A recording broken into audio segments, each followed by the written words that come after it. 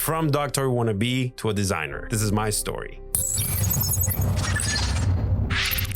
I was born and raised in the Dominican Republic. And ever since I was a little kid, I remember I used to draw, paint, and creativity was very natural to me. I can tell you I was a very creative kid, but my true passion was actually medicine. I was in love with the human anatomy and physiology. So since I was like about 10, I knew I wanted to become a doctor. So time passed, I was 17 years old, and we decided to move to United States. So this was a new language, new country, and a new life for me and my family. So because I was already graduated from high school, I decided to research about the requirements to become a doctor in the US. Oh boy.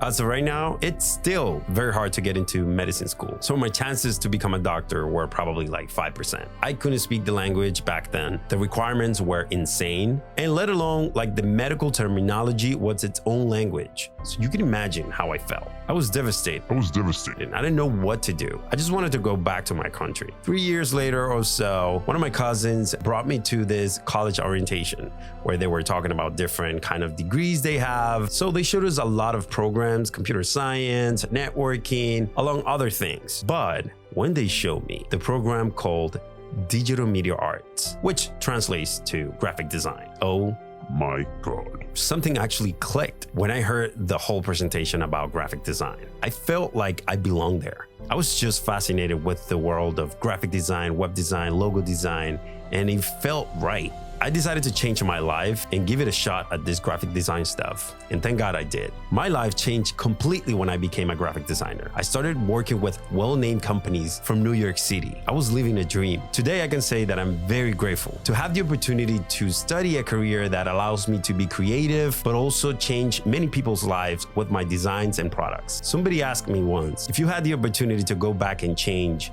and become the doctor that you wanted to become, would you do it? I automatically said no. I was born to be a designer.